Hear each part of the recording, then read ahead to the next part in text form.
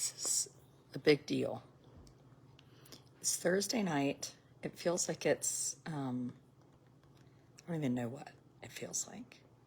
All I know is I have eaten half my life up watching this darn Murdaugh trial. It's a real problem. My daughter came home today and was like, oh my gosh, can you quit watching this? And I was like, no, I can't. I'm totally invested.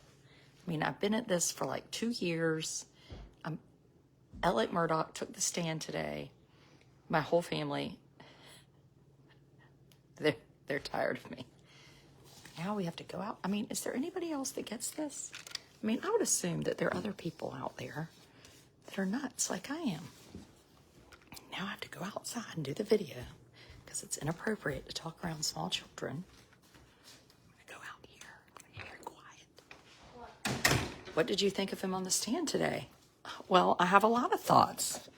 And my husband has a lot of thoughts too, even, which is wonderful because, I mean, you know that I'm, now the dog and the cat want out.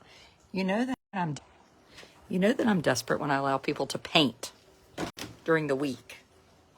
My kitchen. Hold on, I got to get the internet right. You look awesome.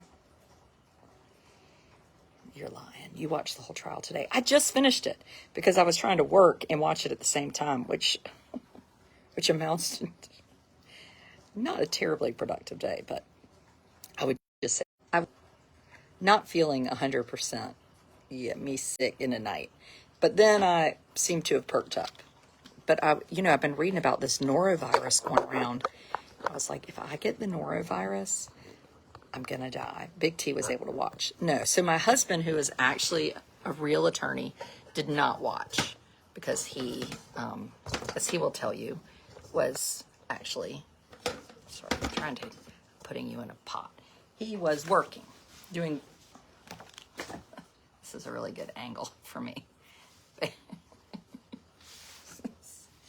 I need to try to look thin. It ain't happening. Okay, so I watched it. So we're going to go through the notes because most of you, I would hope, do not have 7 or 8 hours to dedicate a day to the trial. So this is going to be like a 35-minute synopsis. And then my subscribers are going to hear from the actual criminal attorney husband who has not watched it but has been doing some reading and has some real strong opinions, which he has not had strong opinions. His law partner went home today at lunch, he said, and watched the trial. I mean, this is a commitment. Well, I was on this morning on the subscriber page. You must watch the Netflix series. I started watching it yesterday, and then it made me depressed, so I stopped. So today, Alec Murdaugh, if you're not familiar with this case, then I wouldn't watch this video because you're going to be like, blah, blah, I don't know what you're talking about. Alec Murdaugh has been charged and is on trial for the murder of his wife and his 23-year-old son, Paul. We'll get back to that later.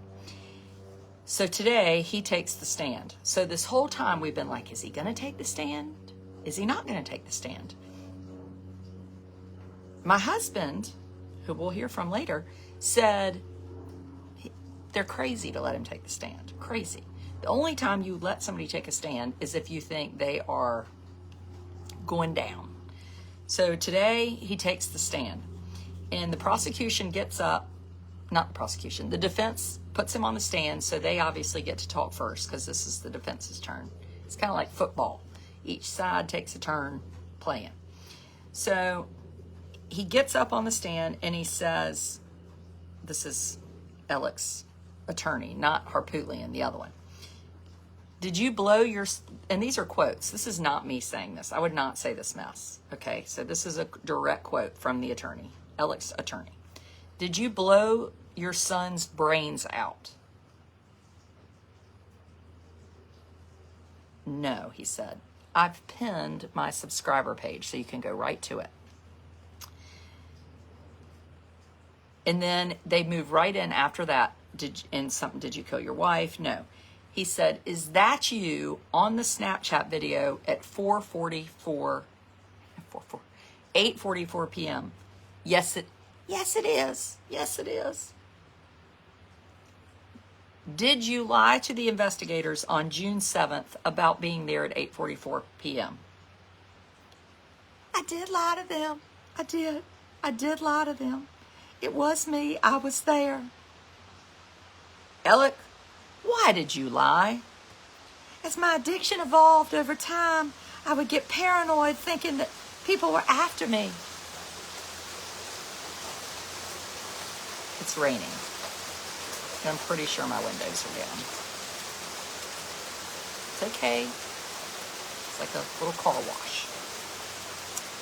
So he goes on about how he was on all these opiates and was paranoid. So his paranoia made him lie about being there.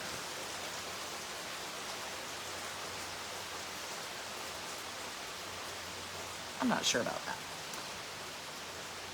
He said, after finding Mags and Paul, the deputy sheriff took the gunshot residue from my hands and my partners told me not to talk. I already had distrust for Sled and I wasn't thinking clearly and I lied about being down there and I'm so sorry I did. I'm sorry to Mags and Paul. Okay. We're going to have a teensy timeout. So he called his wife Mags and his son Paul. No one is judging anyone for nicknames. But for 2 years, I have been listening to Alec in zillions of hours of questioning, and I have never heard of Mags or Paul. Never. Not once. And today, that's all we heard. I would just like to point out to Harpootlian, it's a little obvious when you start it like that. You can't go from 0 to 100. Maybe if you say it every once in a while, but the full-on commitment of the nicknames was way too obvious. Too obvious. And they said, why did you lie? Oh, what a tangled web we weave. That's my mother's quote. Alice Harold has been saying that for years to me, probably when she thought I was lying. What a tangled web we weave when we first practiced to deceive. And I started lying, and I was lying, and I was lying, and I just kept telling lies. That's what happens. And I'm so sorry to Paul.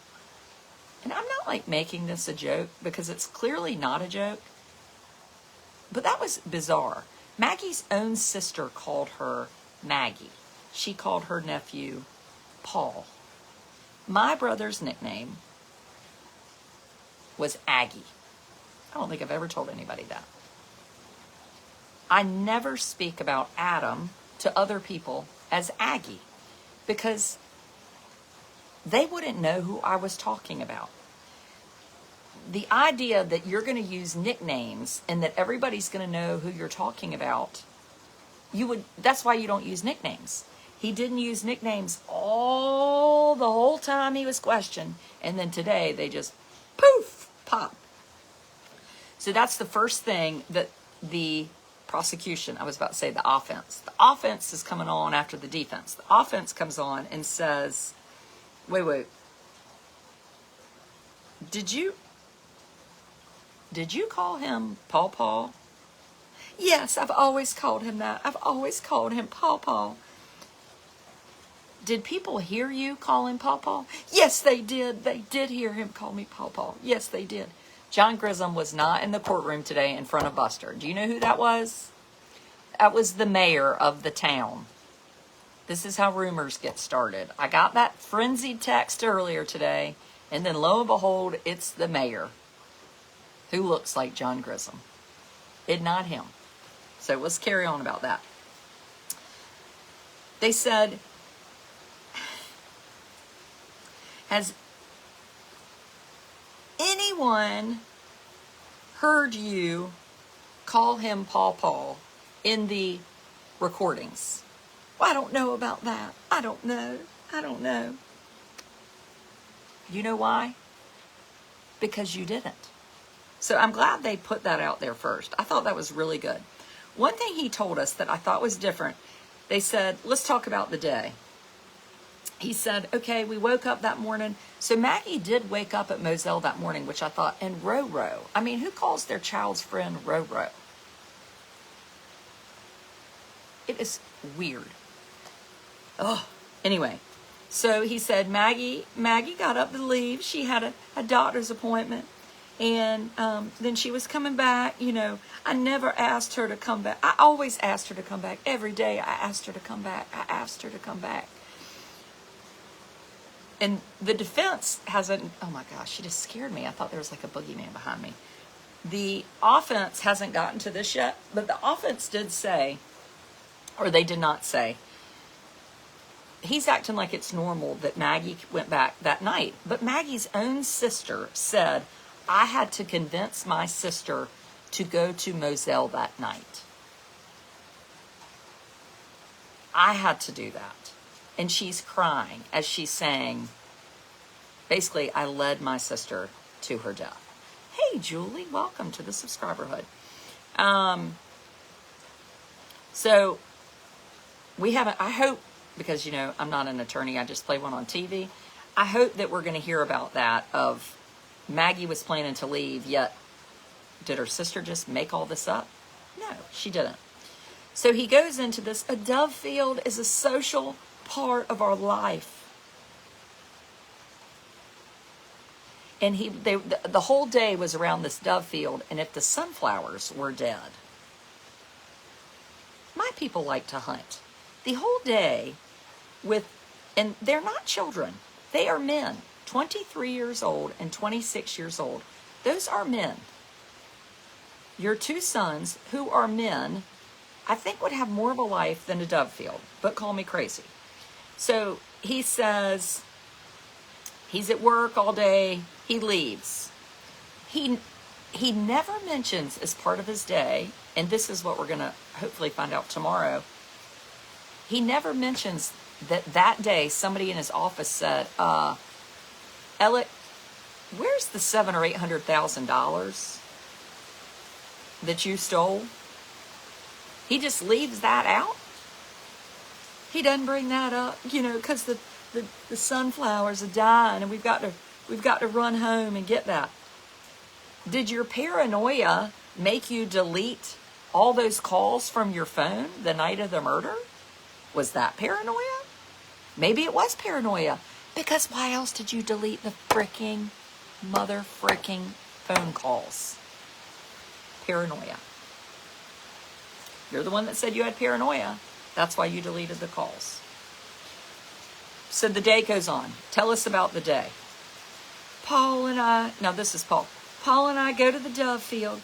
He came in on my brother's truck, and then we got in Buster's truck. It's the black pickup truck.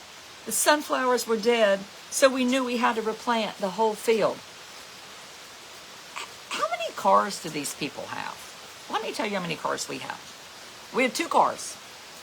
2 cars and 3 teenagers. We had 3 cars, but the teenager wrecked the car, so now there's no more car. We're not getting another car because you wrecked that car. So you're out of a car. We also have a golf cart. Like, if the brother had a truck, why wasn't the brother with the truck? I guess because they have multiple cars? I don't know.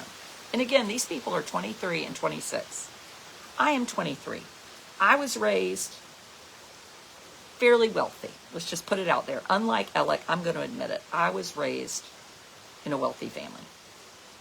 At 23, I paid my own car insurance and my own cell phone bill because people were not raising me to be dependent on them. So carry on.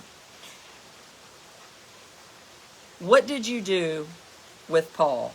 And then the crying starts, this crying. Now, he's not rocking and crying like in the videos. He's snuffling. He's crying. He's wipes his mouth. I have cried many, many, many tears in my life, and I have never wiped my mouth when I cried. And I know people are like, oh, you know, you're mean. No, I'm not.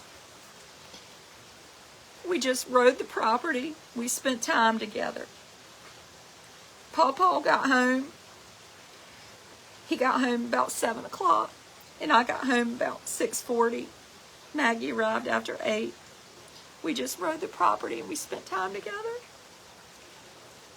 Do you know how much time they spent together?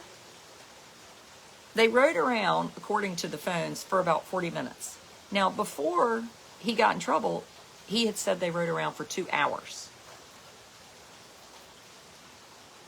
40 minutes and 2 hours are different. This is not 20 years ago.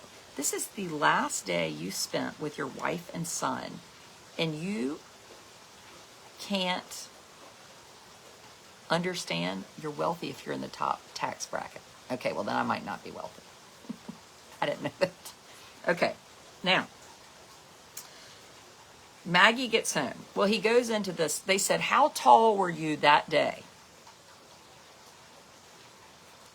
Like maybe he's grown some. So he says, that day, I was a little over 6'4". And they said, on June 7th, how much did you weigh? I weighed 264, 265.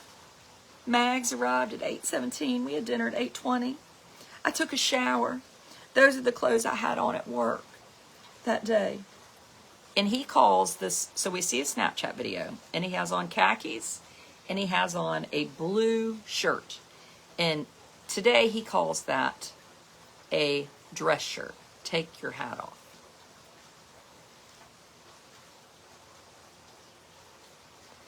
He calls that a dress shirt. It was not a dress shirt. It looked like one of those Columbia fishing shirts. You know what I'm talking about? Yeah, look, Blair likes my visor. This is from my favorite restaurant, Amos Mosquito. Okay, page 2. Page 2. It was a blue dress shirt, and it was khaki pants. Okay, so we haven't heard this yet, and I think we're going to hear this tomorrow. Where are the fricking clothes?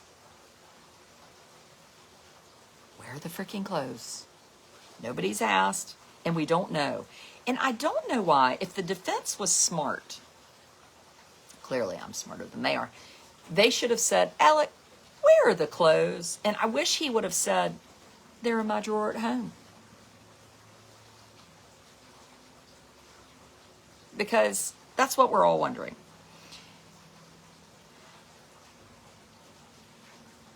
They said, what'd you do then? He said, well, we ate dinner, and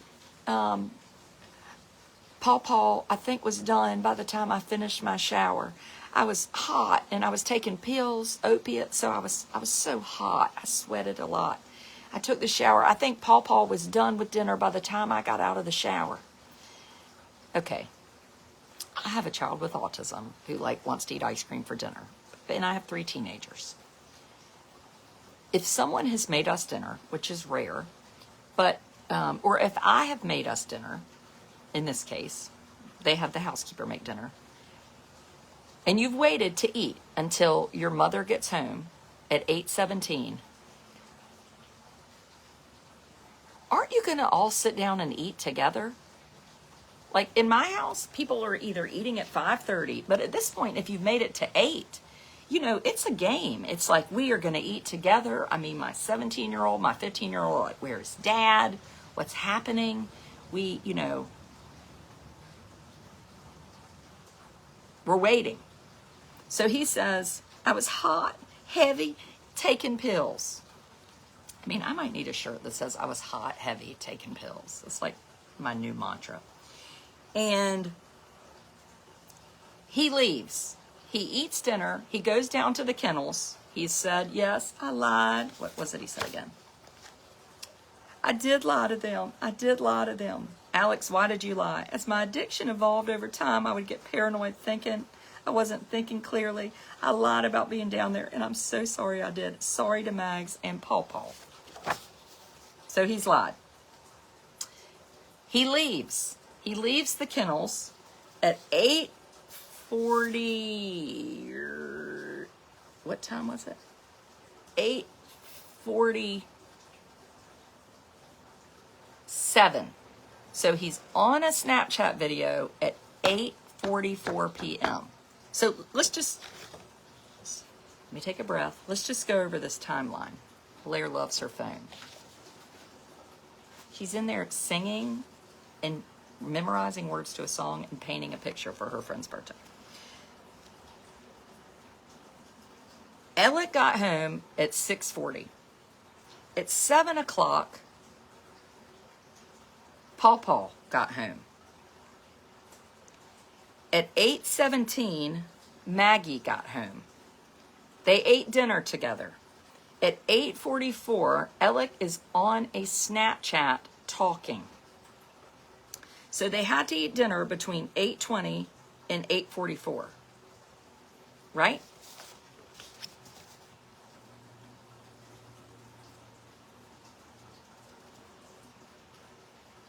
Alec says he goes up to the house at 8:44 and he leaves the house. His car pulls out at 9:07. He says he thinks he took a nap. He's not sure if he took a nap. He, maybe he dozed off, maybe he didn't. He didn't hear gunshots. He didn't hear gunshots. They said, "Where did you go?" He said, "I got out of there." Isn't that an interesting word choice to use? I got out of there. That's the last time you've been with your family and you say, "I got out of there." There is this Murdaugh thing there's a new couple episodes on Netflix, but I haven't watched it yet. This is a trial, not a show. This is an actual thing that's happening in real time today. He said, "I called 911. I was on the phone with 911 and trying to attend to Paw and to attend to Maggie." Why he was on the phone. The defense says, "What did you do when you went up to Paul?" "I know I tried to check him for a pulse. I know I tried to turn him over." Now he has already said that his brains were on the pavement. It was not me that said that. Do not get mad at me. Do not get mad at me. So your son is laying... Okay, we're going to get to that. "I know I tried to check him for a pulse. I know I tried to turn him over." And he's in a white t-shirt and there ain't a speck of blood on it. The offense says... The defense says, "Why?" "I don't know. I could see his brain laying on the sidewalk. I tried to grab him by the belt loop and his phone popped out."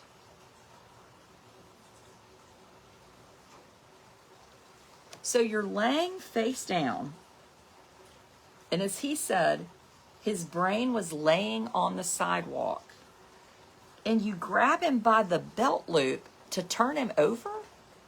You don't turn anybody over with the belt loop. If you're going to turn somebody over that's laying down, you're going to use both hands, especially a man that is 23 years old. This is not a baby. And if you did a belt loop, you would just lift them up.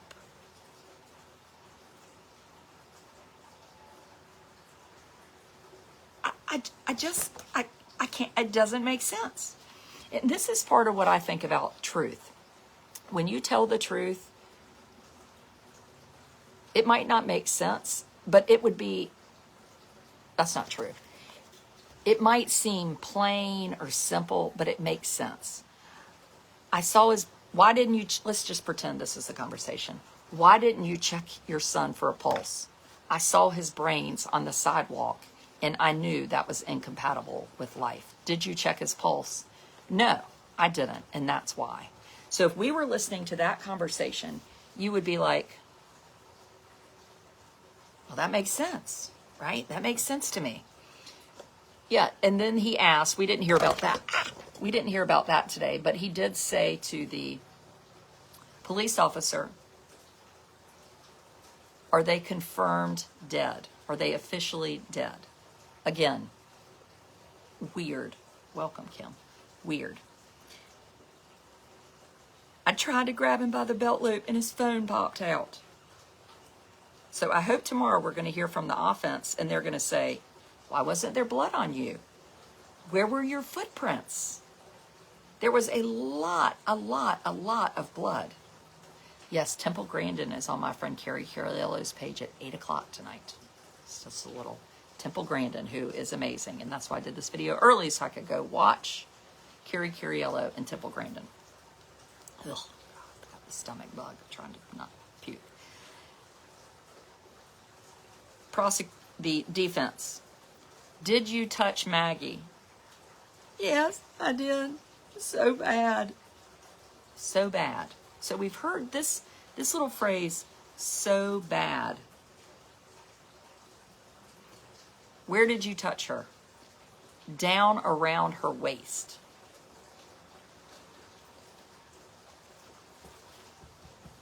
Why would you touch somebody around their waist?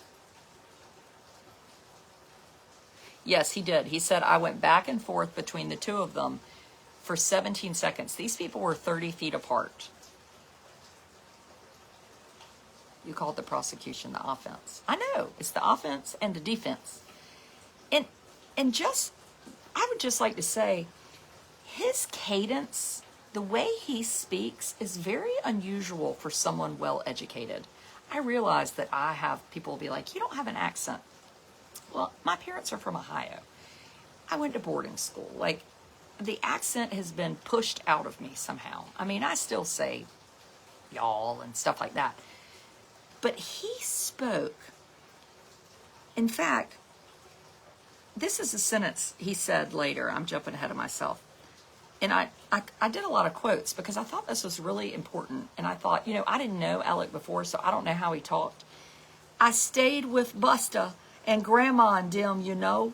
My brother Randy, brother John, Bus, and I stayed with Etta, Randy, and Chrissy. It was like he's almost like trying to be a little bit black and redneck pushed together. It is a very weird dialect for a Southern attorney. My father-in-law and my husband, who my subscribers will see after this, they are Southern attorneys. They sound like they just like hopped off some place from 100 years ago, but it sort of draws you in. It's very fluid and poetic and flowery. It's just, anybody that has heard my father-in-law or husband talk, you would be like, yes, I know exactly what you're talking about. I stayed with Busta and Grandma and them, you know. My brother Randy, brother John, Bus, and I stayed with Etta, Randy, and Chrissy. That's odd. But carry on. He touched Maggie around her waist so bad, and he says on the 911 call, I've been up to it now, and it was bad. I've been up to it now, and it was bad. So he's on 911. What does he mean, I've been up to it now? To me, my first thought was, he knew this happened, and this is the first time that he has walked all the way up to look at his wife and son. You think he may have shot Paul from the golf cart because he would have been shorter. Well, that makes sense. I've been up to it now. There could be Eloise. That's what I said. I didn't talk to him before, but I will say it seems a little bit odd to me. Defense has said someone testifying about the shirt that is missing. Ooh, well, that's going to be tomorrow. I mean, well, we don't know if he said I did them so bad. I will say I don't know if he said that. So he says immediately to the police, there have been threats, and this has to do with the boat accident. So the offense says, did the police, we hear on a video, the police say, when he says there were threats, was it reported? He said, yes, it was reported. He reported the threats. Well, then Alec goes on to say, well, he didn't like report them to the police or anything. Well, what is it? If you report a threat,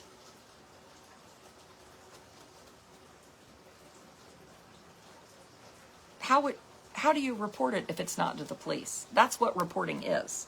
And then he said, well, he made a formal report on campus. I hope we see that, because I haven't heard anything about that. And then he gets into this whole thing with his clothes. So if you remember earlier this week or last week, Blanca is their housekeeper. She said that Alec asked her about his clothes. Did you see my Vinnie Vine shirt?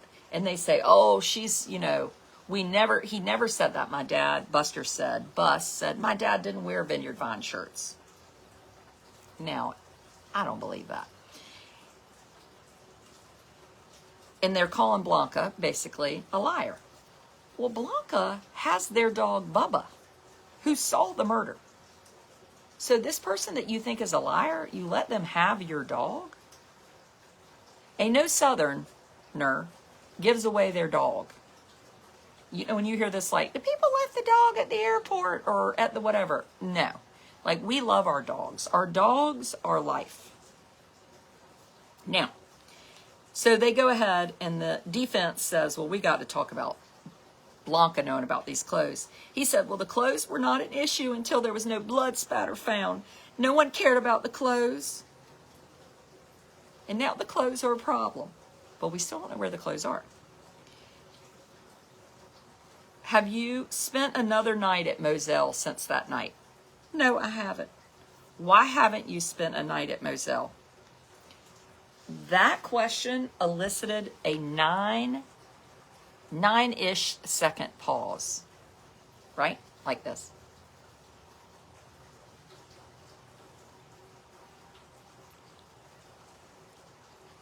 I couldn't.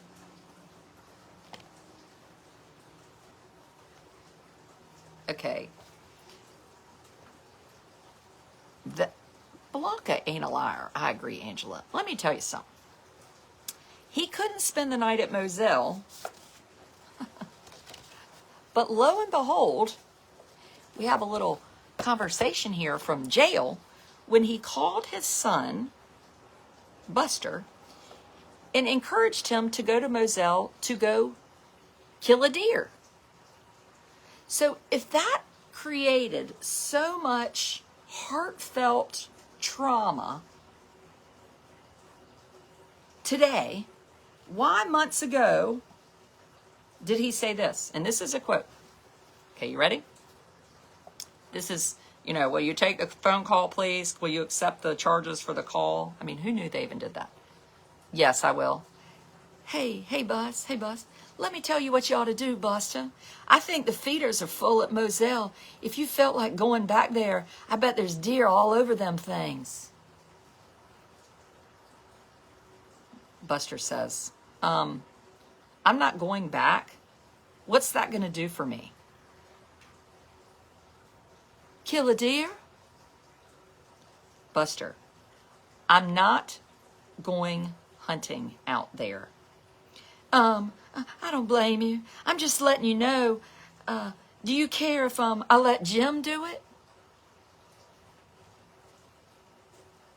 Buster. Jim? Jim who? Jim Griffin? Buster. What? Let him hunt deer out there? Or what are you talking about? Alec. I didn't know how it would if you wanted to hunt doves out there. If not, I'm going to let him. Do you just want to dove hunt out there? No. Not at all? Nuh-uh.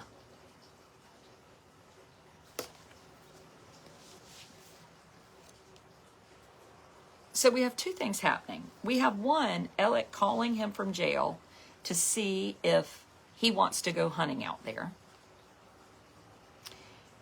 And the real thing is, thank you, Angela, brilliant. He is trying to speak in a way the jury will see him as one of them. Well, he's done on that one. The real thing is, why was he sending his attorney, Jim Griffin, to Moselle? 1,700 acres that Maggie owned. So, we hadn't heard this from the defense. I mean, the offense. And again, I'm not a lawyer. I just play one on TV. Maggie owned Moselle entirely, 1,700 acres. So he might not have had life insurance, but if she was going to get rid of his pill-popping ASS, she was going to get Moselle. Ding, ding, ding, ding, ding, and half a Edisto. So I hope somebody points that out. I hope it's not all on me, the special needs mother, sweating with the stomach bug, to have to get through this. So is this code? Why is he sending Jim out there? Has he told Jim Griffin where he's hidden something? Is he trying to get Buster to go out there and do that? Let's go over the conversation again. This might be too much for you. Go on with your bad self. Let me tell you what you ought to do, Buster. I think the feeders are full at Moselle. If you felt like going back there, I bet there's deer all over them things. I'm not going back. What's that going to do for me? Kill a deer? I'm not going hunting out there. I don't blame you. I'm just telling you, letting you know that, do you care if I let Jim do it? Jim who? Jim Griffin. What? Let deer hunt out here? Or what are you talking about? I didn't know if you wanted to hunt doves out there. If not, I'm gonna let him. Do you want to just dove hunt out there? No. Not at all? Nuh-uh.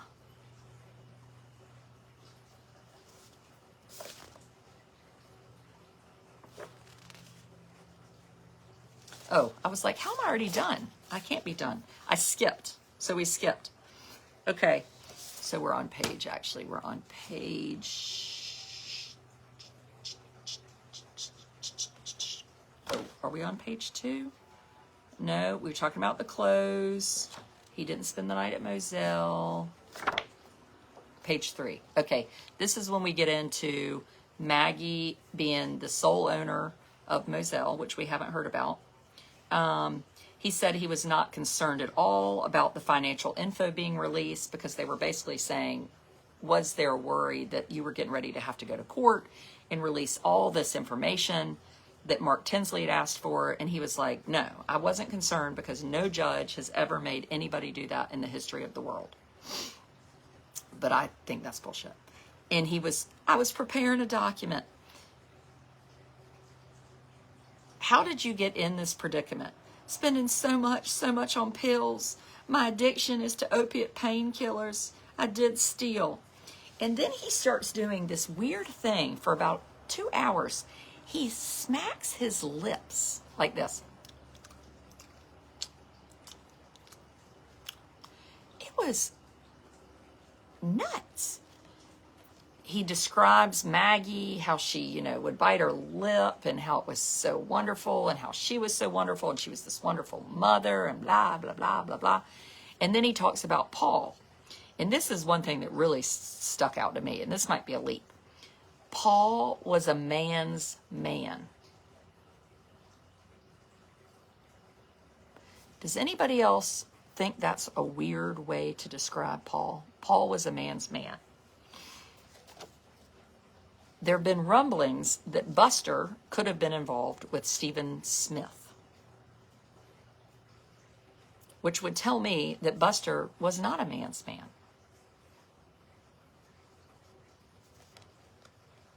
I don't know. And then the offense says, were you the breadwinner for your family? And every question they asked him, he couldn't answer.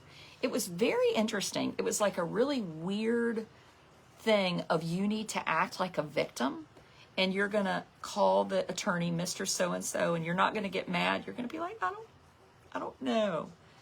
It was bizarre. Were you the breadwinner? He said, I did provide a source of income for Maggie, Buster, and Paul. I still considered myself a provider.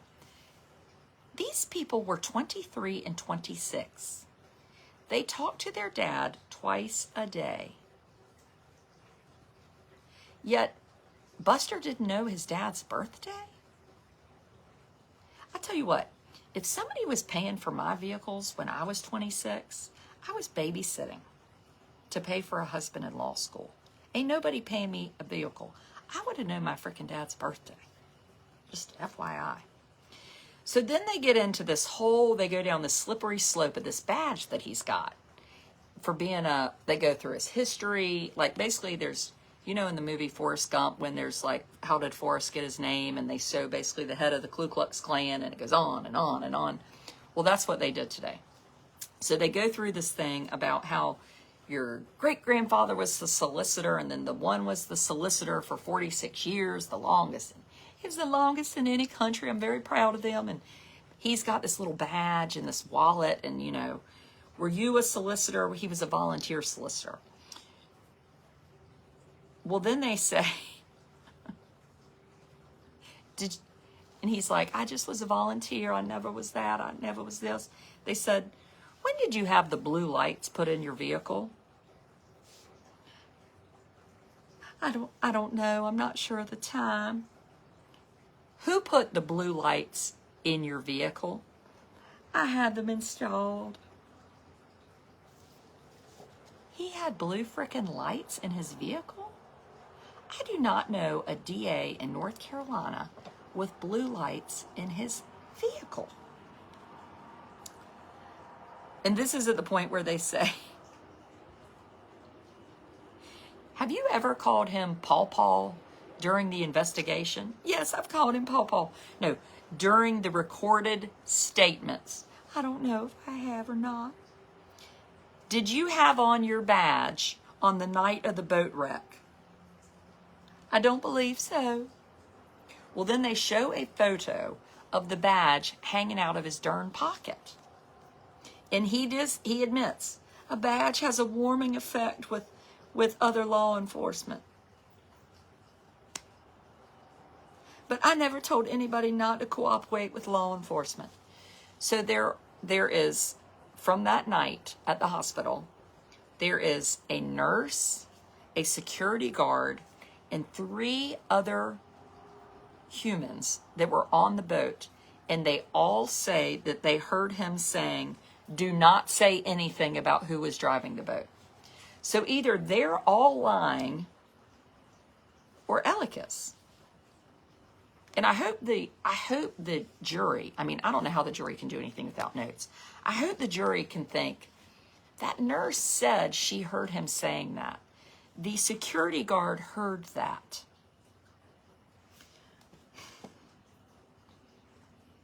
The opiate addiction, he has said the opiate addiction was the cause of all his problems. Was it the cause of all your financial problems? No, I wouldn't say that.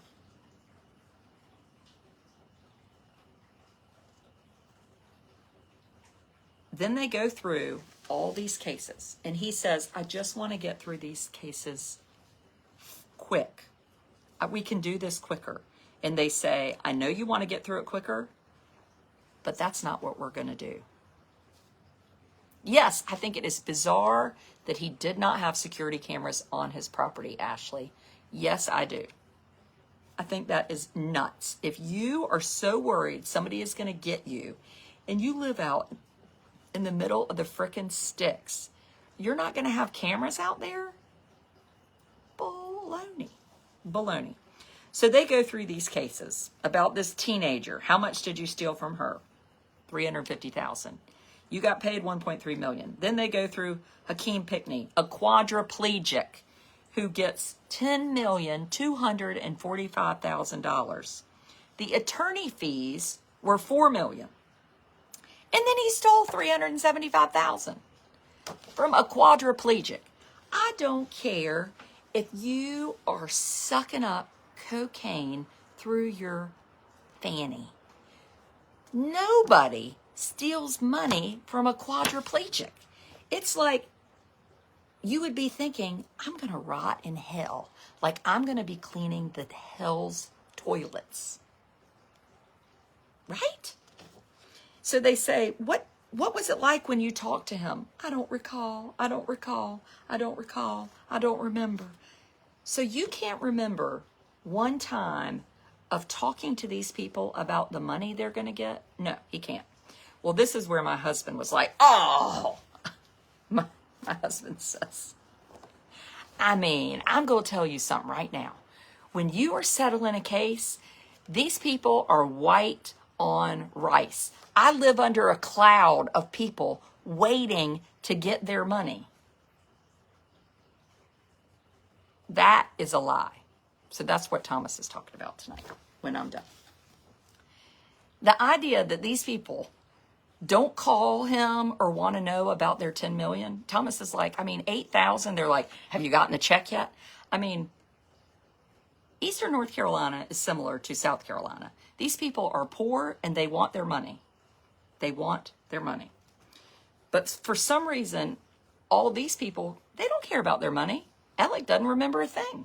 They don't care.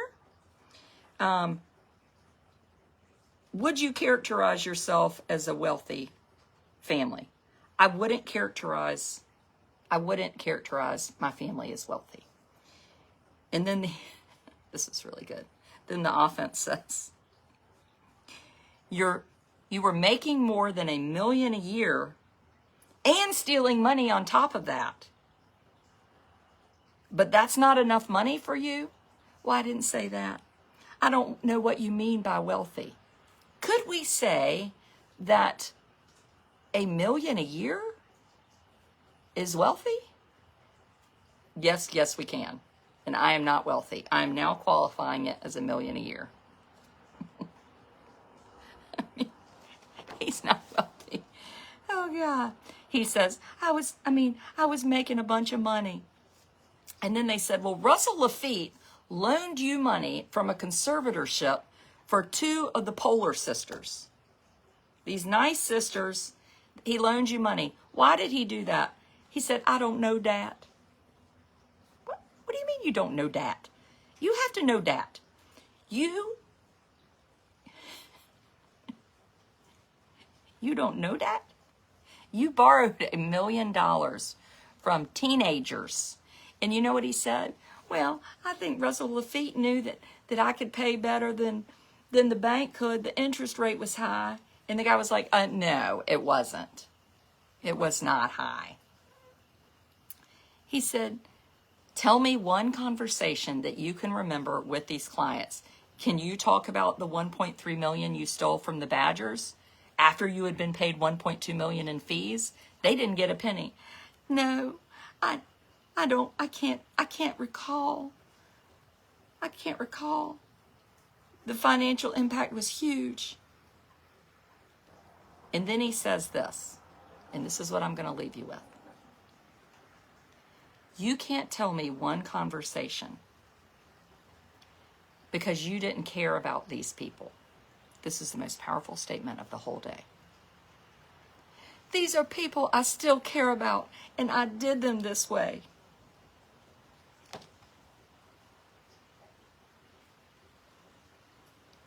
I still care about these people, and I did them this way.